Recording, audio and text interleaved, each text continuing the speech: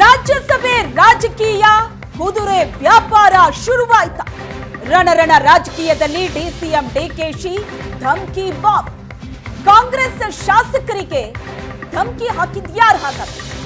ದಳಪತಿ ಧಮ್ಕಿ, DCM DK Shivakumar ಬೆಂಕಿ.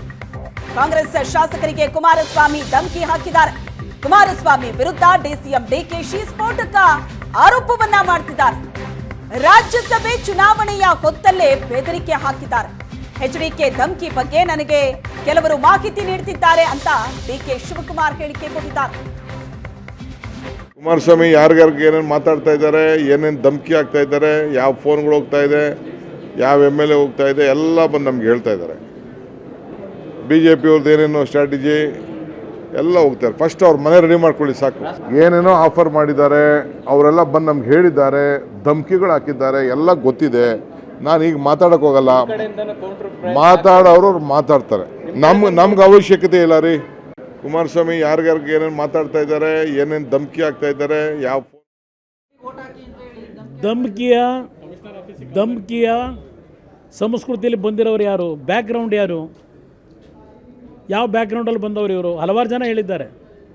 ಧಮ್ಕಿ ಹಾಕೋದು, ಅದೆಂಥದ್ದು settlement ಮಾಡೋದು, ಇದೆಲ್ಲ ಅವ್ರಿಗೆ ಸೇರಿರೋದು, ನಮಗಲ್ಲ. ನಾವು ಧಮ್ಕಿ ಹಾಕಿ ನಾವು ಎಂದೂ ಸಹ ನಾವು ರಾಜಕೀಯ ಮಾಡಿಲ್ಲ, ಆ ಗುಣವೂ ಇಲ್ಲ ನಮಗೆ.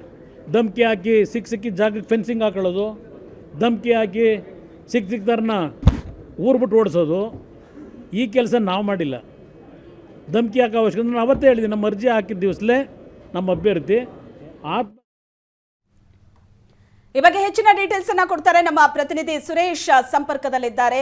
ಸುರೇಶ್, ರಾಜಕೀಯ ಮೇಲಾಟಗಳು ಬಹಳ ಜೋರಾಗಿ ನಡೀತಾ ಇದೆ. ಒಂದು ಕಡೆ ಕುಮಾರಸ್ವಾಮಿ ಅವರು ಶಾಸಕರಿಗೆ ಧಮ್ಕಿ ಹಾಕಿದ್ದಾರೆ ಅಂತ ಡಿಕೆ ಶಿವಕುಮಾರ್ ಆರೋಪ ಮಾಡ್ತಾ ಇದ್ರೆ, ಅದಕ್ಕೆ ಕೌಂಟರ್ ಆಗಿ ಎಚ್ಡಿಕೆ ಕೊಡ್ತಾ ಇರುವಂತಹ ಸ್ಟೇಟ್ಮೆಂಟೇ ಬೇರೆ. ಒಟ್ಟಾರೆ ಏನ್ ನಡೀತಾ ಇದೆ ಹಾಗಾದ್ರೆ? ಶ್ವೇತಾ, ರಾಜ್ಯಸಭೆಗೆ ಸಂಖ್ಯಾಬಲ ಇಲ್ಲದೇ ಇದ್ದರೂ ಕೂಡ ಕುಪೇಂದ್ರ ರೆಡ್ಡಿ ಅವರು ನಾಮಿನೇಷನ್ ಫೈಲ್ ಮಾಡಿದ ದಿನದಿಂದಲೇ ಒಂದು ನಿರೀಕ್ಷೆ ಇತ್ತು, ಈ ಚುನಾವಣೆ ಒಂದಷ್ಟು ರಂಗೇರುತ್ತೆ ಅಂತ. ಯಾಕೆ ಅಂತಂದರೆ ಈಗಾಗಲೇ ಕಾಂಗ್ರೆಸ್ ತನ್ನ 3 ಅಭ್ಯರ್ಥಿಗಳನ್ನು ಕಣಕ್ಕೆ ಇಳಿಸಿದೆ, BJP ತನ್ನ ಒಬ್ಬರು ಅಭ್ಯರ್ಥಿಯನ್ನು ಕಣಕ್ಕೆ ಇಳಿಸಿದೆ. ಅವರೆಲ್ಲರಿಗೂ ಕೂಡ ಗೆಲ್ಲಲು ಬೇಕಾಗುವಷ್ಟು ಮತಗಳು ಇದೆ. ಆದರೆ JDS ಅಭ್ಯರ್ಥಿಯಾದಂಥ ಕುಪೇಂದ್ರ ರೆಡ್ಡಿಗೆ ಮಾತ್ರ ಗೆಲ್ಲಲು ಇನ್ನೂ ಒಂದಷ್ಟು ಮತಗಳ ಅವಶ್ಯಕತೆ ಇದೆ, 4 ಮತಗಳ ಅವಶ್ಯಕತೆ ಇದೆ. ಈ ಮತಗಳನ್ನು ಎಲ್ಲಿಂದ ತರ್ತಾರೆ? ಒಂದು ವೇಳೆ ಬೇರೆ ಪಕ್ಷದಿಂದ ಸೆಳೀತಾರ ಅನ್ನೋವಂಥದ್ದು. ಯಾವಾಗ ಕುಪೇಂದ್ರ ರೆಡ್ಡಿ ಅವರು ಕಣಕ್ಕಿಳಿದ್ರೋ ನೇರವಾಗಿ ಆತಂಕಕ್ಕೆ ಒಳಗಾಗಿರುವಂಥದ್ದು ಕಾಂಗ್ರೆಸ್. ಯಾಕೆ ಅಂತಂದರೆ ಕಾಂಗ್ರೆಸ್ನಲ್ಲಿ ಅಸಮಾಧಾನಿತರಾದಂಥವರು ಒಂದಷ್ಟು ಜನ ಕುಪೇಂದ್ರ ರೆಡ್ಡಿಗೆ ಮತ ಹಾಕಬಹುದು ಅನ್ನುವಂಥ ನಿರೀಕ್ಷೆ. ಇದೊಂದು ನಿರೀಕ್ಷೆಯಲ್ಲಿಯೇ BJPಯ ಹೈಕಮಾಂಡ್ ಕುಪೇಂದ್ರ ರೆಡ್ಡಿ ಅವರ ಬಳಿ ನಾಮಿನೇಷನ್ ಫೈಲ್ ಮಾಡಿಸಿದೆ. ಹಾಗಾಗಿಯೇ ಇದೆಲ್ಲ ರಾಜಕೀಯ ಬೆಳವಣಿಗೆಗಳು ಈಗ ಸದ್ಯಕ್ಕೆ ನಡೀತಾ ಇದೆ.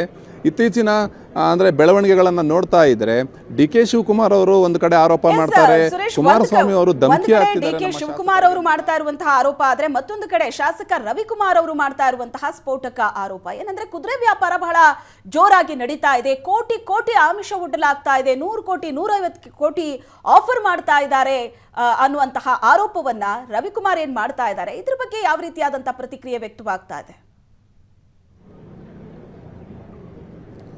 ಶ್ವೇತಾ, ಹೌದು, ಈಗ ಕುಪೇಂದ್ರ ರೆಡ್ಡಿ ಅವರಿಗೆ ಗೆಲ್ಲಲು ಬೇಕಾಗುವಷ್ಟು ಸಂಖ್ಯಾಬಲ ಇಲ್ಲ. ಹಾಗಾಗಿಯೇ ಅವರು ಒಂದು ಮಾತನ್ನು ಈಗ ಒಂದು ಸ್ವಲ್ಪ ಹೊತ್ತಿಗೆ ಮುಂಚೆ ಹೇಳಿರುವಂಥದ್ದು, ನನ್ನ ಮೇಲೆ ಅಭಿಮಾನ ಇರುವಂಥವರು ಮತ ಹಾಕ್ತಾರೆ, ಅದರ ಜೊತೆಯಲ್ಲಿ ಚುನಾವಣೆಗೆ ನಿಂತಹ ಅಭ್ಯರ್ಥಿ ಪ್ರಚಾರ ಮಾಡ್ಬೋದು, ನನ್ನ ಮತ ಬೇಕು ಅಂತ ಕೇಳ್ಬೋದು, ಇದನ್ನೇ ಅವರು ಧಮ್ಕಿ ಅಂತ ತಿಳ್ಕೊಳ್ತಿದ್ದಾರೆ ಅಥವಾ ಆಮಿಷ ಅಂತ ಅಂದ್ಕೊಳ್ತಿದ್ದಾರೆ ಅನ್ನೋಂಥ ಮಾತನ್ನು ಕುಪೇಂದ್ರ ರೆಡ್ಡಿ ಹೇಳ್ತಾ ಇದ್ದಾರೆ. ಆದರೆ DK ಶಿವಕುಮಾರ್ ಹೇಳಿದಂಥ ಮಾತಿಗೆ ಪೂರಕವಾಗಿ ಕಾಂಗ್ರೆಸ್ನ ಶಾಸಕರಾದಂಥ ಗಣಿಗ ರವಿ ಅವರು ಇವತ್ತೊಂದು ದೂರನ್ನು ದಾಖಲಿಸಿದ್ದಾರೆ. ನಮ್ಮ ಅಭ್ಯರ್ಥಿಗಳಿಗೆ, ಪಕ್ಷೇತರ ಅಭ್ಯರ್ಥಿಗಳಿಗೆ ಆಮಿಷವನ್ನು ಒಡ್ತಾ ಇದ್ದಾರೆ, ಅದು ಕೂಡ ದೊಡ್ಡ ಪ್ರಮಾಣದಲ್ಲಿ, ಸುಮಾರು 100 ರಿಂದ 150 ಕೋಟಿಯಷ್ಟು ಹಣದ ಆಮಿಷವನ್ನು ಒಡ್ತಾ ಇದ್ದಾರೆ, ಧಮ್ಕಿಯನ್ನು ಹಾಕ್ತಿದ್ದಾರೆ. ಹಾಗಾಗಿ ನಾವು ದೂರನ್ನು ದಾಖಲಿಸಿದ್ದೇವೆ ಅನ್ನುವಂಥ ಮಾತನ್ನು ಕೂಡ ಹೇಳಿದ್ರು. ಆ ದೂರನ್ನು ಕೂಡ ಅವರು ದಾಖಲು ಮಾಡಿದ್ದಾರೆ. ಆದರೆ ಧಮ್ಕಿ ಹಾಕುವಂತಹ ಸಂಸ್ಕೃತಿ ನಮ್ದಲ್ಲ ಅಂತ ಕುಮಾರಸ್ವಾಮಿ ಒಂದು ಕಡೆ ಹೇಳ್ತಾರೆ, ಮತ್ತೊಂದು ಕಡೆ ಕುಪೇಂದ್ರ ರೆಡ್ಡಿ ಅವರು ಹೇಳ್ತಾರೆ ನಮ್ಮ 7 ಜನ ಶಾಸಕರನ್ನು ಅವರು ಅಪಹರಿಸ್ಕೊಂಡು ಹೋದಂಥವ್ರು, ಅವರು ಯಾವ ನೈತಿಕತೆಯ ಮೇಲೆ ಈ ಒಂದು ಮಾತನ್ನು ಹೇಳ್ತಾರೆ. ನನ್ನ ಮೇಲೆ ಅಭಿಮಾನ ಇರುವಂಥವರು ಮತ ಹಾಕೇ ಹಾಕ್ತಾರೆ ಅನ್ನುವಂಥ ಒಂದು ಮಾತನ್ನು ಹೇಳ್ತಾ ಇದ್ದಾರೆ. ಕುಪೇಂದ್ರ ರೆಡ್ಡಿ ಅವರಿಗೆ ಬೇಕಾದಂಥ ಹೆಚ್ಚುವರಿ ಮತಗಳು ಬರಬೇಕು ಅಂತಂದರೆ ಅದು ಕಾಂಗ್ರೆಸ್ನಿಂದ ಮಾತ್ರ ಬರೋದಕ್ಕೆ ಸಾಧ್ಯ. ಹಾಗಾಗಿ ಇದೀಗ ಕಾಂಗ್ರೆಸ್ ಕೂಡ ಒಂದಷ್ಟು ಆತಂಕಕ್ಕೆ ಒಳಗಾಗಿರುವಂಥದ್ದು. ತನ್ನ ಎಲ್ಲ ಶಾಸಕರನ್ನು ಹಿಡಿದಿಟ್ಟುಕೊಳ್ಳುವಂಥ ಪ್ರಯತ್ನವನ್ನು ಮಾಡ್ತಾ ಇದೆ. ಅದರ ಜೊತೆಯಲ್ಲಿ ಪಕ್ಷೇತರ ಶಾಸಕರು ಕೂಡ ಕೈತಪ್ಪಿ ಹೋಗದಂತೆ ಅವರನ್ನು ಕೂಡ ನೋಡಿಕೊಳ್ಳುವಂಥ ಕಾಂಗ್ರೆಸ್ನ ನಾಯಕರು ಇದೀಗ ಮುಂದಾಗಿರುವಂಥದ್ದು. ಹಾಗಾಗಿಯೇ ಈಗಾಗಲೇ ಒಂದು ದೂರನ್ನು ಕೂಡ ದಾಖಲು ಮಾಡಿರುವಂಥದ್ದು. ಅದಕ್ಕೆ ಪೂರಕವಾಗಿ ದಾಖಲೆಗಳು ಕೂಡ ನಮ್ಮ ಬಳಿ ಇದೆ ಅನ್ನುವಂಥ ಮಾತನ್ನು ಹೇಳ್ತಿದ್ದಾರೆ. ಅಂದರೆ ಮತ ಕೇಳುವಂಥ ಸಂದರ್ಭದಲ್ಲಿ ಆಮಿಷ ಒಡ್ಡಿದ್ದಾರೆ, ಆ ಒಂದು ದಾಖಲೆಗಳು, ರೆಕಾರ್ಡ್ಗಳು, ವಾಯ್ಸ್ ರೆಕಾರ್ಡ್ಗಳು ಕೂಡ ನಮ್ಮ ಬಳಿ ಇದೆ. ಸೂಕ್ತ ಸಂದರ್ಭದಲ್ಲಿ, ತನಿಖೆಯ ಸಂದರ್ಭದಲ್ಲಿ ನಾವು ಅದನ್ನು ಬಹಿರಂಗಪಡಿಸ್ತೀವಿ ಅಂತ ಗಣಿಗ ರವಿ ಅವರು ಹೇಳಿರುವಂಥದ್ದು. ಒಟ್ಟಾರೆಯಾಗಿ ಹೇಳೋದಾದರೆ ಈ ರಾಜ್ಯಸಭಾ ಚುನಾವಣೆ ಒಂದಷ್ಟು ಸಲೀಸಾಗಂತೂ ಆಗೋದಿಲ್ಲ, ಇನ್ನೊಂದಷ್ಟು ರಂಗೇರುವಂಥ ಚಿಹ್ನೆಗಳು ಕೂಡ, ಸೂಚನೆಗಳು ಕೂಡ ಕಾಣಿಸ್ತಾ ಇದೆ ಅಂತ ಹೇಳ್ಬೋದು ಶ್ವೇತಾ. ಓಕೆ, ಒಂದು ಕಡೆ ಡಿ ಕೆ ಶಿವಕುಮಾರ್ ಅವರು ಕೂಡ ಹೇಳ್ತಾ ಇದ್ರು ಯಾರ್ಯಾರನ್ನ ಕಾಂಟ್ಯಾಕ್ಟ್ ಮಾಡ್ತಿದ್ದಾರೆ, ಏನೇನು ಆಫರ್ ಅನ್ನ ಕೊಡ್ತಾ ಇದ್ದಾರೆ, ಬಿಜೆಪಿ JDS ನ ಸ್ಟ್ರಾಟಜಿ ಏನು ಅನ್ನೋದು ನಮಗೆ ತುಂಬಾ ಚೆನ್ನಾಗಿ ಗೊತ್ತಿದೆ ಅಂತ ಹೇಳ್ತಾ ಇದ್ದಾರೆ. ಇಷ್ಟು ಸೂಚನೆ ಸಿಕ್ಕ ನಂತರ ಕಾಂಗ್ರೆಸ್ ಕೂಡ ಹೈ ಅಲರ್ಟ್ ಆಗಿರುತ್ತೆ. ಸಾಧ್ಯವಾ ಇಂಥ ಸಂದರ್ಭದಲ್ಲಿ ತನ್ನ ಶಾಸಕರನ್ನ ಹಿಡಿದಿಟ್ಕೊಳ್ಳೋದು ಅಥವಾ ಕಾಪಾಡ್ಕೊಳ್ಳೋದು? ಯಾಕಂದ್ರೆ ಈ ಮಟ್ಟದಲ್ಲಿ ಕುದುರೆ ವ್ಯಾಪಾರ ನಡೀತಾ ಇದೆ. ಪ್ರಮುಖವಾಗಿ ಈ ಒಂದು ಚುನಾವಣೆ ನಡೆಯುವಂಥದ್ದು ಅಂದರೆ ಯಾರು ಆಯಾ ಪಕ್ಷದ ಚುನಾವಣಾ ಏಜೆಂಟ್ ಇರ್ತಾರೆ ಅವರಿಗೆ ತೋರಿಸಿ ಯಾವ ಅಭ್ಯರ್ಥಿಗೆ ಮತ ಹಾಕ್ತಾ ಇದ್ದೀನಿ ಅನ್ನೋವಂಥದ್ದನ್ನು ತೋರಿಸಿ ಮತವನ್ನು ಹಾಕಬೇಕು. ಹಾಗಾಗಿ ಯಾವುದೇ ಪಕ್ಷದ ಯಾವುದೇ ಸಂದರ್ಭದಲ್ಲಿ ಕ್ರಾಸ್ ವೋಟಿಂಗ್ ಆದರೂ ಕೂಡ ಅದು ನೇರವಾಗಿ ಆ ಪಕ್ಷದ ನಾಯಕರಿಗೆ ಗೊತ್ತಾಗುತ್ತೆ.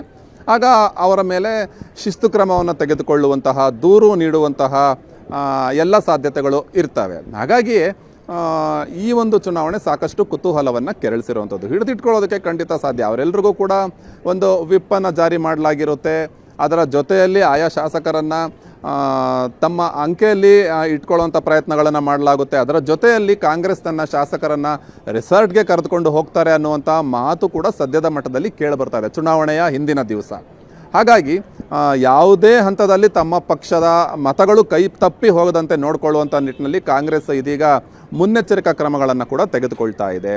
ಯಾರನ್ನೆಲ್ಲ ವಿಪಕ್ಷಗಳು ಸಂಪರ್ಕ ಮಾಡ್ತಾ ಇದೆ ಅನ್ನೋದರ ಬಗ್ಗೆ ಒಂದು ರೀತಿ ಹದ್ದಿನ ಕಣ್ಣಿಟ್ಟಿದೆ. ಈಗಾಗಲೇ ಪಕ್ಷೇತರ ಶಾಸಕರ ಬಳಿ ಮತ ಕೇಳಿದಂಥ ವಿಚಾರವನ್ನು ಮುಂದಿಟ್ಕೊಂಡು ದೂರನ್ನು ದಾಖಲಿಸಲಾಗಿದೆ. ಗಣಿಗ ರವಿ ಅವರು ಹೇಳಿದ ಪ್ರಕಾರ ದೊಡ್ಡ ಮೊತ್ತದ ಹಣದ ಆಮಿಷವನ್ನು ತೋರಿಸಲಾಗಿದೆ. ಅದರ ದಾಖಲೆಗಳು ಕೂಡ ನಮ್ಮ ಬಳಿ ಇದೆ ಅನ್ನುವಂಥ ಒಂದು ಮಾತನ್ನು ಕೂಡ ಅವರು ಹೇಳ್ತಾ ಇದ್ದಾರೆ. ಹಾಗಾಗಿ ತಮ್ಮ ಪಕ್ಷದ ಶಾಸಕರನ್ನು ಹಿಡಿದಿಟ್ಕೊಳ್ಳೋದಕ್ಕೆ ಏನೆಲ್ಲ ಮುನ್ನೆಚ್ಚರಿಕಾ ಕ್ರಮಗಳನ್ನು ತೆಗೆದುಕೊಳ್ಬೇಕೋ ಆ ಎಲ್ಲ ಕ್ರಮಗಳನ್ನು ಕಾಂಗ್ರೆಸ್ನ ನಾಯಕರು ಇದೀಗ ತೆಗೆದುಕೊಳ್ತಾ ಇರುವಂಥದ್ದು. ಒಟ್ಟಾರೆಯಾಗಿ ಹೇಳೋದಾದರೆ ಇನ್ನು ಚುನಾವಣೆಯ ಹೊತ್ತಿಗೆ ಈ ರೀತಿ ಆರೋಪಗಳು ಪ್ರತ್ಯಾರೋಪಗಳು ಇನ್ನೊಂದಷ್ಟು ಜೋರಾದರೂ ಅಚ್ಚರಿ ಇಲ್ಲ ಅಂತ ಹೇಳ್ಬೋದು Shweta. Yes, thank you Suresh ನಿಮ್ಮೆಲ್ಲ ಡೀಟೇಲ್ಸ್ಗೆ.